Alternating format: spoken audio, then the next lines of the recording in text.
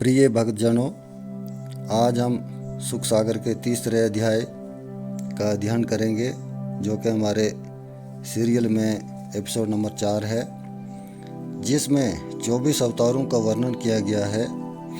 सूत जी कहते हैं कि जब परमपिता परमेश्वर ने सृष्टि की रचना करनी चाहिए तो इन्होंने 5 महाभूत और 11 इंद्रियों से युक्त पुरुष के रूप को धारण किया। वही भगवान प्रलय काल में जब सब जगह जल ही जल फैल जाता है, तब उस समय अपनी योग निद्रा से शेष शैया पर सोते हैं, यानी कि अपनी समाधि में स्थित रहते हैं। उनकी नाभि में कमल का फूल उत्पन्न होता है। उस कमल में प्रजापतियों का पति ब्रह्मा उत्पन्न होता है।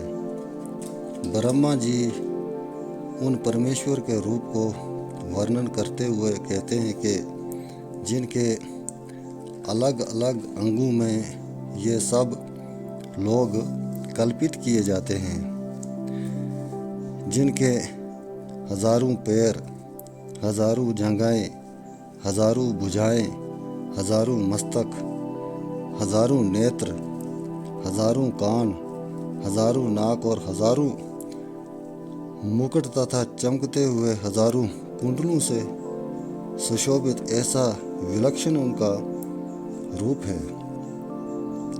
उस रूप को दिव्य दृष्टि वाले ज्ञानी पुरुष ही देख सकते हैं। सभी अवतार उस परमेश्वर के रूप से ही होते हैं। इस परम पुरुष के अंश से ब्रह्मा जी के अंश से मरीचि आदि ऋषिवर, उनके द्वारा देवता, मनुष्य तथा पशु पक्षी आदि सब उत्पन्न हुए हैं। इन अवतारों की गिनती इस प्रकार है। पहला अवतार संत कुमारों के रूप में हुआ। ये 5 वर्ष की कुमार अवस्था में ही सदा दिखते हैं।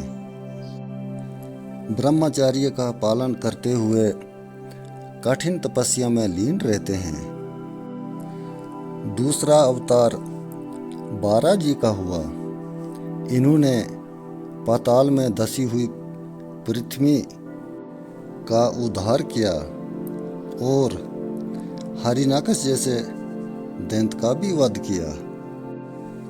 इनको यज्ञेश भगवान भी कहा जाता है, क्योंकि पृथ्वी का उद्धार होने के बाद ऋषि मुनियों ने इस पृथ्वी पर यज्ञ करना प्रारंभ किया। तीसरा अवतार नारद जी का हुआ।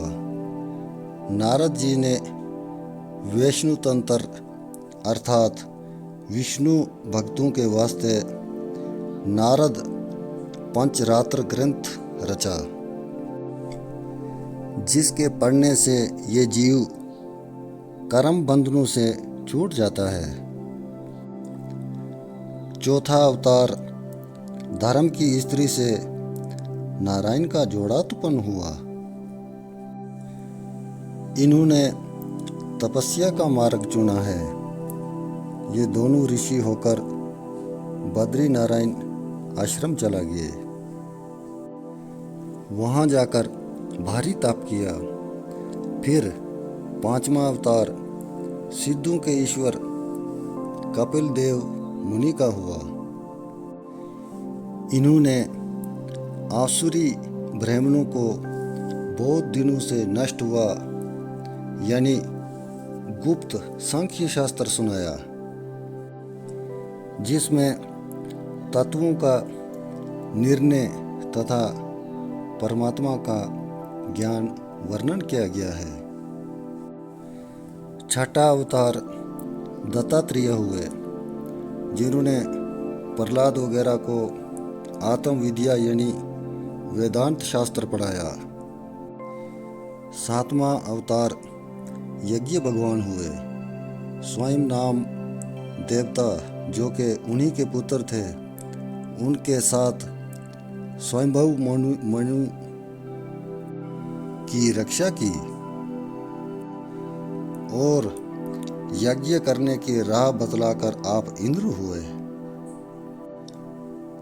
8वां अवतार ऋषभ देव जी हुए, जिन्होंने परमहंसों का मार्ग दिखाया। 9वां अवतार पृथु राजा का हुआ। उन्होंने सब औषधि तथा पृथ्वी पर होने वाली सब वस्तुओं का सार निकाला। पृथ्वी को पृथु ने सुधारा, इसलिए इसे पृथ्वी कहते हैं। 10वां मत्स्य अवतार। जब प्रलय हुई तब पृथ्वी नौका रूप बनकर आई।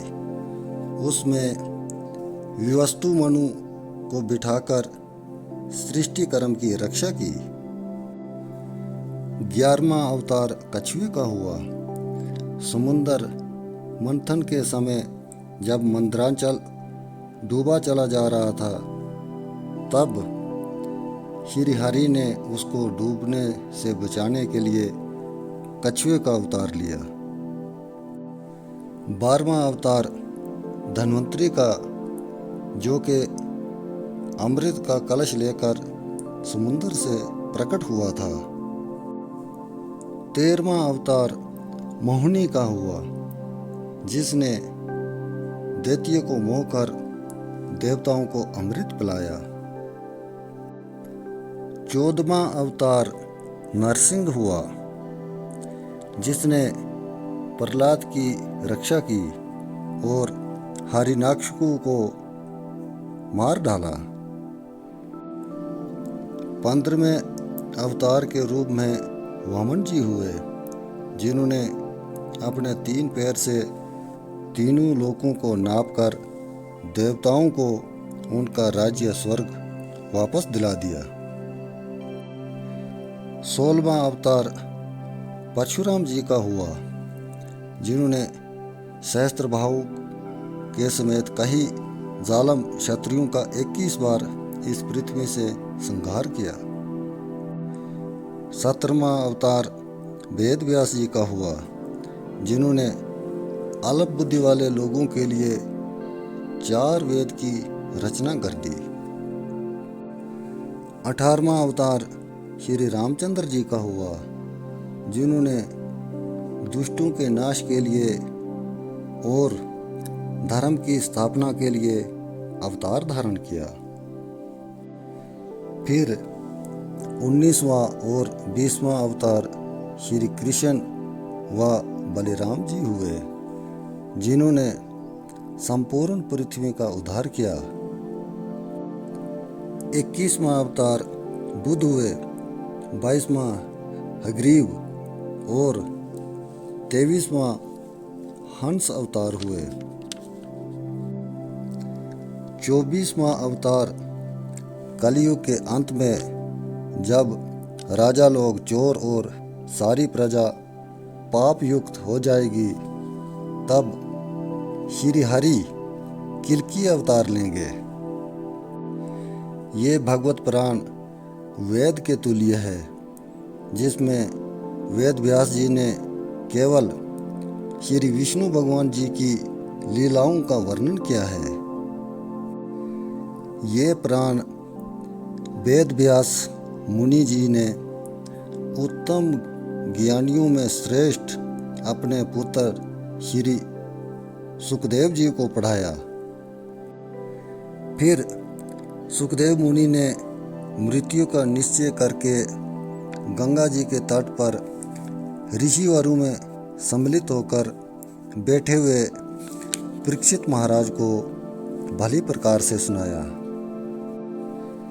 ऐसा जो ये परम उत्तम सूर्य रूप प्राण, यानी सूर्य की तरह अंतःकरण में ज्ञान रूपी चांदनी करने वाला है, जब श्री कृष्णचंद्र जी अपने धाम को चला गए, पीछे अब कलयुग में अज्ञान से अंधे हुए पुरुषों के वास्ते धर्म ज्ञान आदि के सहित अच्छे प्रकार से उदय हो रहा है। सूत जी कहते हैं, गंगा के तट पर बैठे हुए सुखदेव जी ने जब इस महान ग्रंथ का कीर्तन कर रहे थे तो मैं भी उस सभा में बैठा था। मैंने वहाँ बैठकर जैसी कथा सुनी, मैं भी